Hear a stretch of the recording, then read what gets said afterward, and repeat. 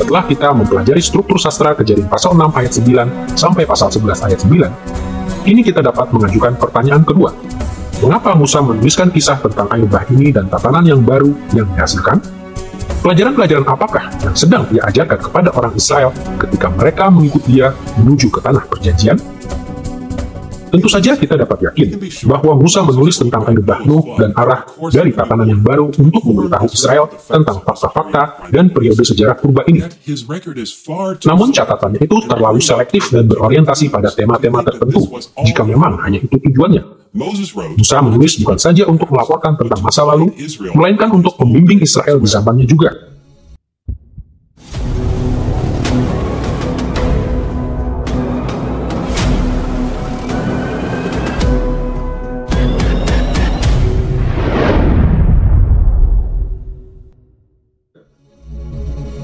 Kita akan memaparkan tujuan Musa dengan melihat 3 bagian dalam Kejadian pasal 6 ayat 9 sampai pasal 11 ayat 9. Pertama, kita akan meneliti makna asali dari kisah air bah.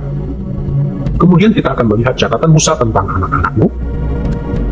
Dan akhirnya kita akan memperhatikan implikasi awal dari bagian terakhir dalam sejarah purba, yaitu kekalahan Babel. Pertama-tama mari kita melihat bagaimana Musa mengaitkan air bah Nuh dengan penyelamatan orang Israel di zamannya. Untuk memahami bagaimana Musa menggunakan narasi tentang air bah, kita akan melihat 2 aspek dari kisah tersebut. Pertama, kaitan yang dibangunnya antara air bah dan Keluaran. Dan kedua, implikasi-implikasi dari kaitan-kaitan ini bagi Israel. Musa membangun kaitan di antara air bah dan zamannya sendiri dengan menggambarkan Nuh dengan cara-cara yang sangat mirip dengan kehidupan dan pelayanannya sendiri. Tentu saja, kehidupan Nuh dan Musa berbeda dalam banyak hal, dan perbedaan-perbedaan ini tidak boleh diabaikan. Namun jelas juga bahwa Musa sengaja menjelaskan tentang Nuh agar para pembaca Israel melihat Nuh sebagai pendahulu atau bayang-bayang dari Musa. Setidaknya ada 8 kaitan yang signifikan antara Nuh dan Musa. Pertama, Musa menjelaskan koneksi antara dirinya dan Nuh dalam motif kekerasan. Ingatlah dari Kejadian pasal 6 sampai 13 bahwa air bah Nuh terjadi karena dunia dipenuhi dengan kekerasan. Seperti yang ditegaskan dalam Keluaran pasal 1 sampai pasal 2, orang Mesir telah melakukan banyak kekerasan terhadap umat Israel sebelum Musa dipanggil. Penyelamatan dari Mesir oleh Musa muncul sebagai respon terhadap kekerasan yang dilakukan terhadap orang Israel. Jadi tugas Nuh dan Musa adalah menyelamatkan dari kekerasan. Asosiasi kedua muncul ketika Musa menggunakan istilah bahtera. Kata Ibrani untuk bahtera Nuh di seluruh Kejadian pasal 6 sampai pasal 9 adalah tevah. Yang cukup menarik adalah bahwa hanya 1 kali lagi di bagian lainnya kata tevah digunakan oleh Musa, yaitu dalam Keluaran pasal 2 ayat 3 dan 5. Di sana Musa menyebut keranjang atau peti yang dipakai oleh ibunya untuk menempatkan dia sebagai bahtera atau tevah. Walaupun bahtera Nuh luar biasa besarnya, sedangkan bahtera Musa begitu kecil, Musa menunjuk kepada fakta bahwa baik ia maupun Nuh telah diselamatkan dari kematian karena air dengan menggunakan sebuah bahtera atau tevah. Di bagian ketiga, pentingnya perjanjian-perjanjian Allah juga menunjukkan Nuh sebagai bayang-bayang Musa. Seperti yang telah kita lihat, menurut Kejadian pasal 6 ayat 18 dan pasal 9 ayat 11 sampai 17, Nuh memasuki perjanjian dengan Allah untuk mewakili seluruh umat manusia. Tetapi tentunya kita tahu bahwa salah satu pelayanan utama Musa kepada Israel adalah sebagai mediator dari suatu perjanjian ilahi. Sebagaimana Keluaran pasal 19 sampai pasal 24 mengilustrasikan dengan begitu baik, Musa telah dipilih untuk memimpin orang Israel untuk memasuki suatu perjanjian yang istimewa dengan Yahweh ketika mereka datang ke Gunung Sinai.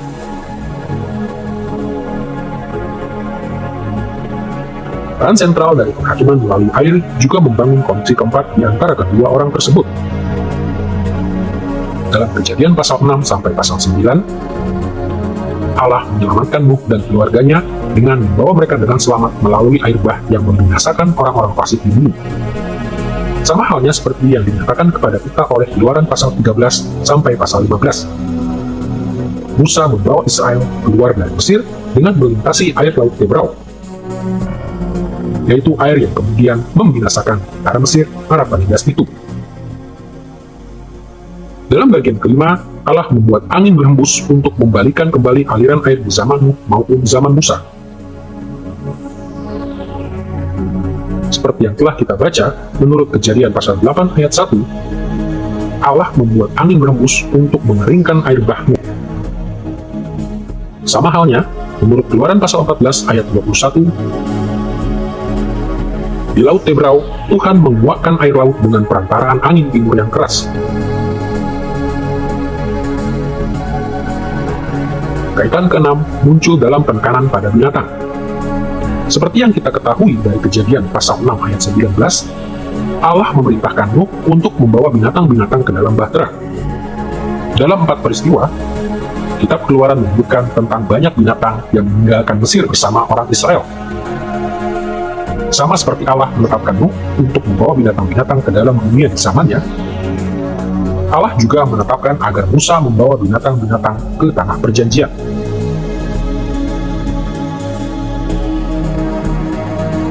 Ketujuh, tema ingatan Allah juga mengaitkan Nuh dan Musa.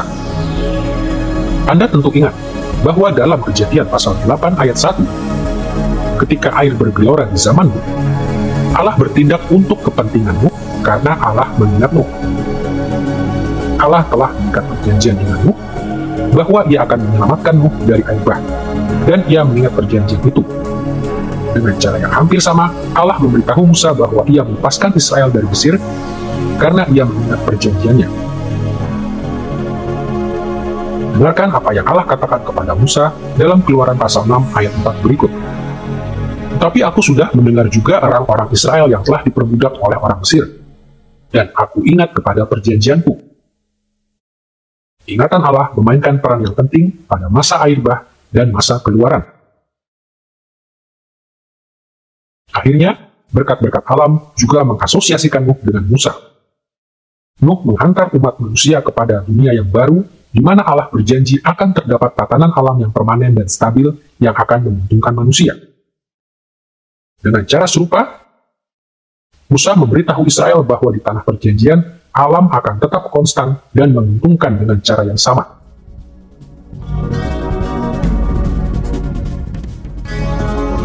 Dengan mengingat kaitan-kaitan antara Nuh dan Musa ini, kita akan melihat implikasi-implikasi dari paralel-paralel ini untuk bangsa Israel. Mengapa Musa membangun kaitan-kaitan ini?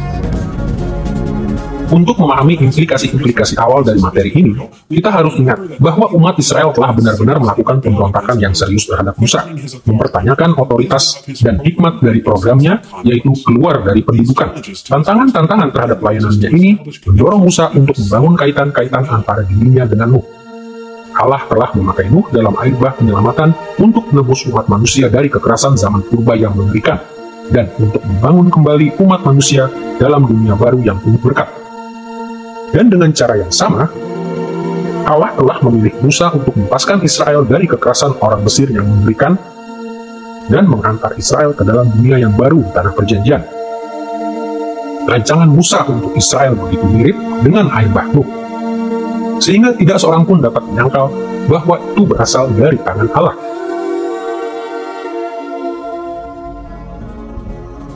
Setelah kita melihat makna asali dari air bah penyelamatan atau Flood of Deliverance, kita akan melihat catatan Musa tentang anak-anak Nuh dalam Kejadian pasal 9 ayat 18 sampai pasal 10 ayat 32. Mengapa Musa memasukkan kisah ini ke dalam sejarah purbanya? Apakah tujuannya mengarahkan perhatian orang Israel kepada hal-hal ini? Untuk meneliti bagian ini dalam catatan Musa, kita akan memperhatikan 3 hal. Pertama, fokus khususnya kepada Kanaan. Kedua, tema konflik. Dan ketiga, implikasi-implikasi dari motif-motif ini bagi Israel. Pertimbangkanlah lebih dahulu bagaimana Musa memberikan perhatian kepada Kanaan. Ingatlah bahwa Nuh terjaga setelah ia tidur dalam keadaan mabuk dan menyadari bahwa Ham telah mempermalukannya, dan bahwa Sem dan Yafet telah menghormati dia. Tentu saja tampaknya beralasan bagi Nuh untuk murka terhadap Ham dan mengutuknya, dan memberkati kedua anaknya yang lain. Namun bukan itu yang terjadi. Dengarkan seluruh perkataan Nuh dalam Kejadian pasal 9 ayat 25-27 berikut ini. Terkutuklah Kanaan, hendaklah ia menjadi hamba yang paling hina bagi saudara-saudaranya. Lagi katanya, Terpujilah Tuhan Allah Sem, tetapi hendaklah Kanaan menjadi hamba baginya. Allah meluaskan kiranya tempat kediaman Yafet, dan hendaklah ia tinggal dalam kemah-kemah Sem, tetapi hendaklah Kanaan menjadi hamba baginya. Seperti yang kita lihat dalam nas ini, Sem dan Yafet menerima upah yang sepatutnya untuk kebenaran mereka. Tetapi nama Ham bahkan tidak disebut di sini. Malahan, Kanaan anak Ham itulah yang menerima kutuk Nuh. Apabila kita mencermati kisah ini, kita melihat bahwa Ham memiliki peran yang berbeda dengan saudara-saudaranya. Singkatnya, Ham tidak penting di samping fakta bahwa ia adalah ayah Kanaan. Perhatikan bagaimana Musa menulis tentang Ham dalam narasi ini. Dalam pasal 9 ayat 18 kita membaca, anak-anak Nuh yang keluar dari Bahtera adalah Sem, Ham, dan Yafet. Ham adalah bapa Kanaan. Identifikasi yang sama muncul juga dalam pasal 9 ayat 22. Maka Ham, bapa Kanaan itu, melihat aurat ayahnya. Dapat dikatakan bahwa Ham tidak lagi menjadi fokus dari kisah itu, dan anaknya, yaitu Kanaan, mengambil tempatnya di sisi Sem dan Yafet. Dengan mengingat penekanan khusus pada Kanaan, kita dapat beralih kepada fokus kedua yang muncul dalam pembahasannya tentang anak-anak Nuh. Konflik dalam tatanan yang baru setelah air bah. Tema konflik memainkan peran yang besar dalam perhatian Musa terhadap anak-anak Nuh. Mengabaikan tema ini sama artinya dengan mengabaikan aspek yang paling penting dalam kisah ini. Ide tentang konflik juga muncul dalam Kejadian pasal 9 ayat 25-27 berikut. Terkutuklah Kanaan. Hendaklah ia menjadi hamba yang paling hina bagi saudara-saudaranya. Lagi katanya, terpujilah Tuhan Allah Sem, tetapi hendaklah Kanaan menjadi hamba baginya. Allah meluaskan kiranya tempat kediaman Yafet, dan hendaklah ia tinggal dalam kemah-kemah Sem, tetapi hendaklah Kanaan menjadi hamba baginya. Perhatikan bagaimana Musa menekankan kepastian konflik dengan mengulangi kutuk atas Kanaan 3 kali dalam nas ini. Dalam ayat 25, ia mengucapkan kutuk bahwa Kanaan akan menjadi hamba yang paling hina, atau jenis budak yang paling hina yang dapat dibayangkan. Dalam ayat 26, Nuh menubuatkan bahwa Kanaan akan menjadi hamba Sem.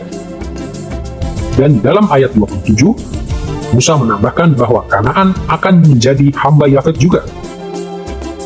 Melalui pengulangan ini, Musa menekankan fakta bahwa Kanaan pasti akan ditaklukkan oleh saudara-saudaranya. Di luar hal ini, penting untuk dicatat bahwa ayat-ayat ini melukiskan Sem sebagai pemenang utama atas Kanaan. Dalam ayat 27, pernyataan, hendaklah Yafet tinggal dalam kemah-kemah Sem, tapi hendaklah Kanaan menjadi hamba baginya, dapat diterjemahkan dengan lebih baik menjadi, hendaklah Yafet tinggal dalam kemah-kemah Sem, supaya Kanaan menjadi hamba baginya. Ide Nuh sepertinya adalah bahwa Kanaan akan menjadi hamba bagi Yafet. Hanya sejauh Yafet menggabungkan kekuatannya dengan Sem. Jadi sebenarnya, Musa percaya bahwa Sem akan memimpin dalam penaklukan Kanaan.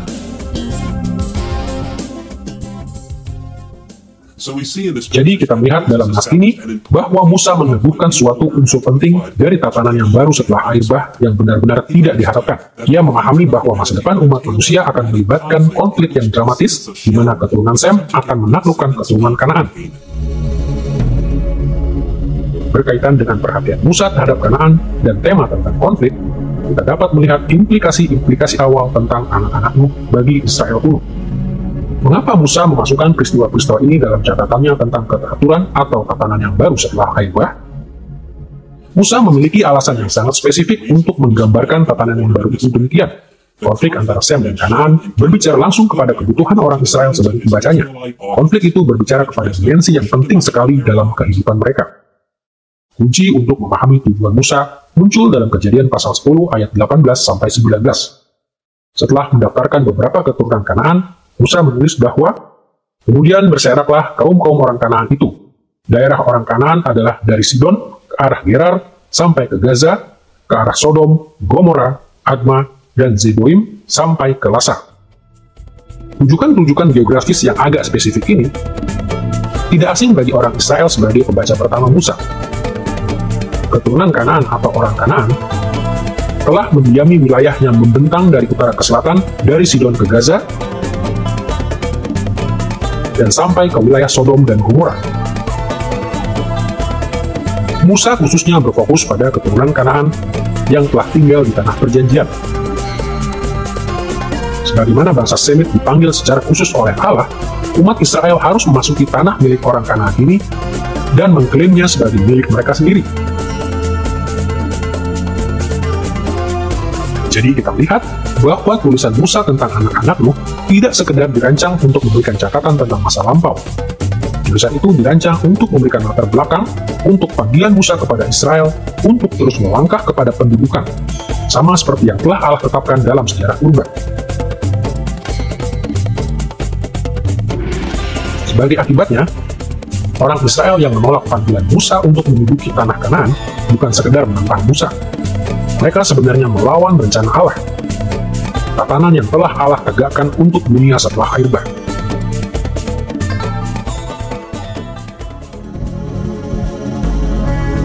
Setelah kita melihat bagaimana kisah tentang air bah dan anak-anak Nuh diterapkan pada Israel sebagai pembaca pertama, kita perlu membahas fokus ketiga.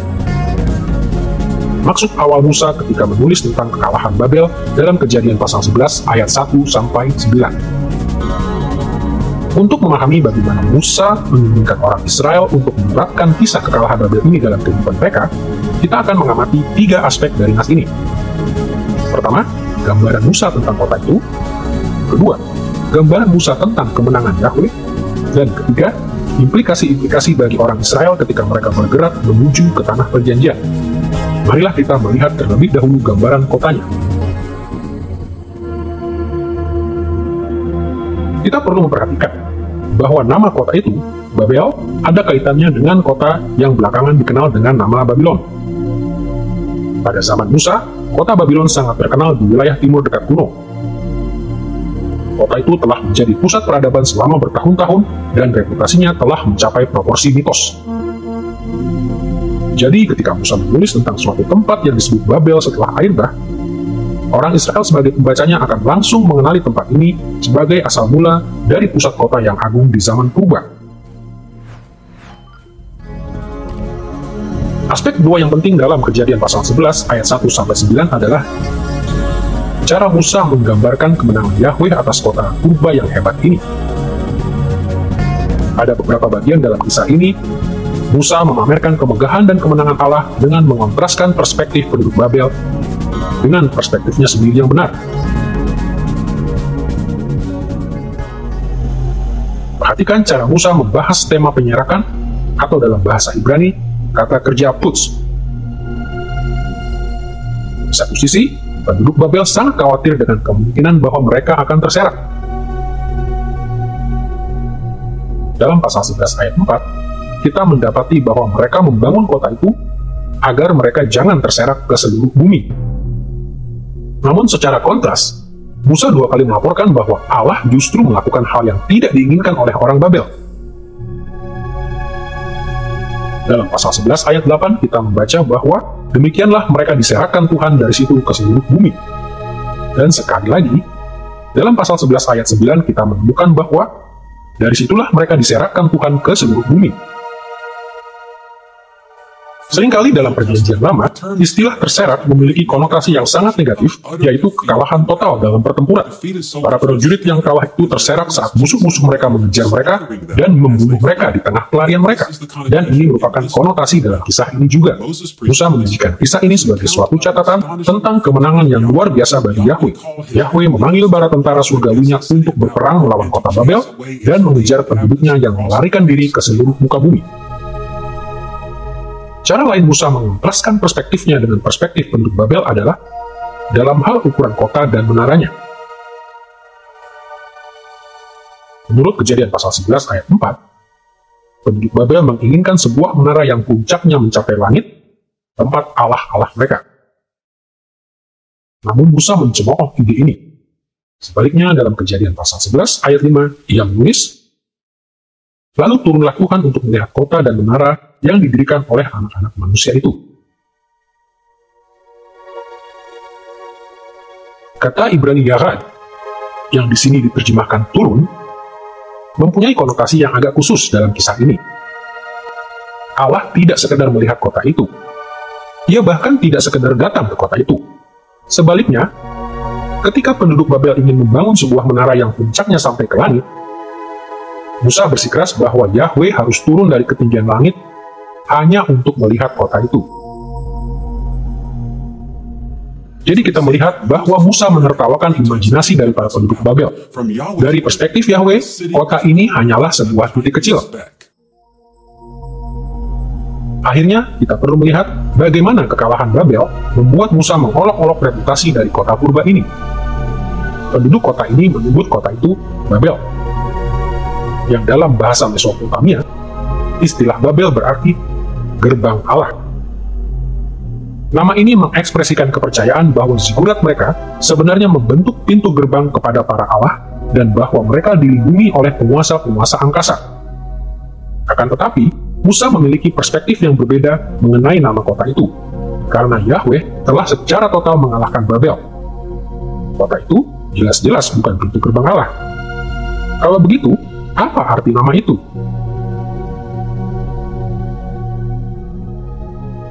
Jawaban Musa yang sangat sinis muncul dalam Kejadian pasal 11 ayat 9 berikut.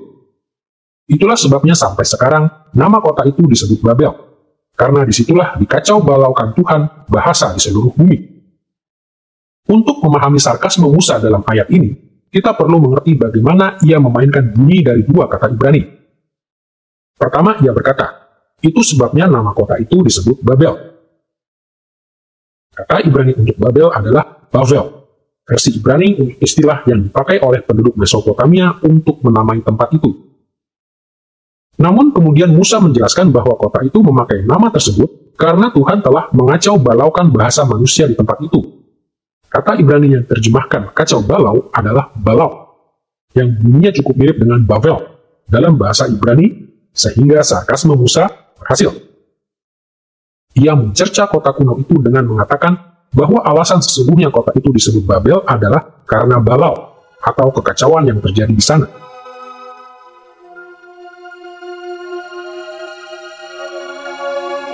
Jadi dari perspektif Musa, nama Babel cocok untuk tempat itu, bukan karena kota itu adalah gerbang Allah, namun karena itu adalah tempat yang kacau balau bagi seluruh dunia. Melalui sarkasme ini, Musa sepenuhnya memutarbalikkan reputasi yang mengagumkan yang dimiliki oleh Babel di zamannya.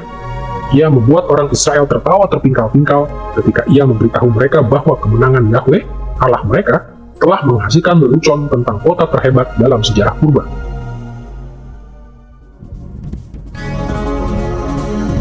Dengan mengingat gambaran tentang kota itu serta kemenangan Yahweh, kita siap untuk melihat implikasi-implikasi dari kisah ini untuk bangsa Israel ketika mereka berjalan menuju ke tanah perjanjian.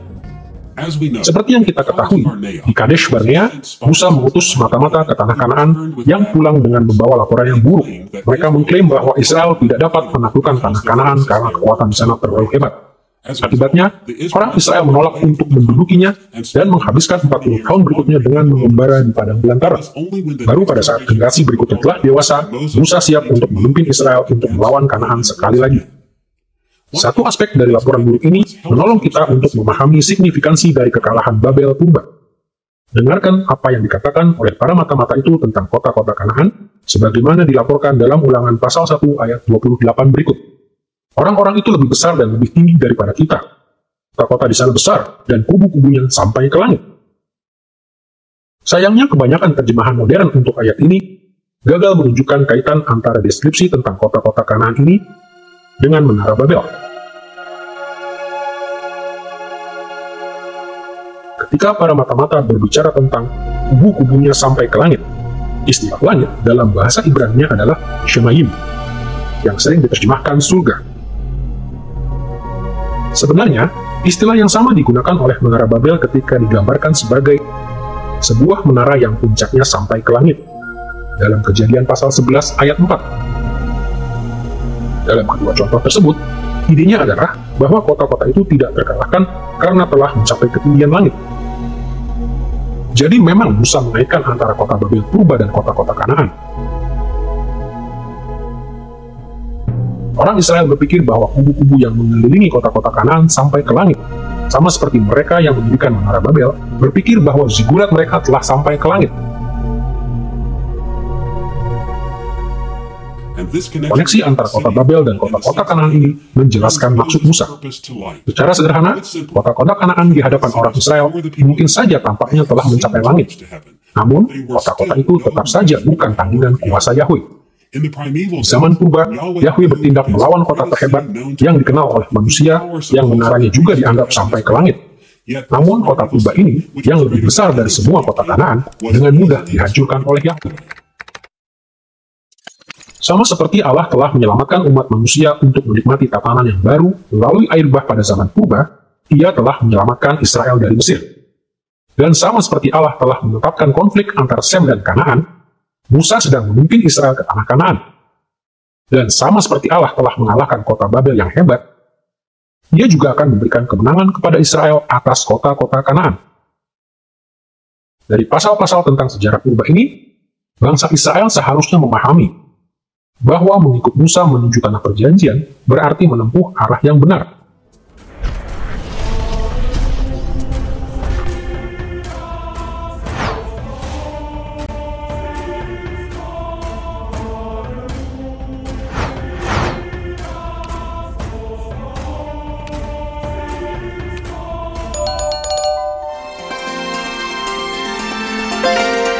I believe in God the Father Almighty, maker of heaven and earth.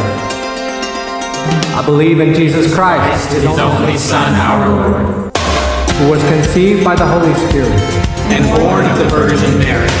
He suffered under Pontius Pilate, was crucified, died, and was buried. He descended into hell.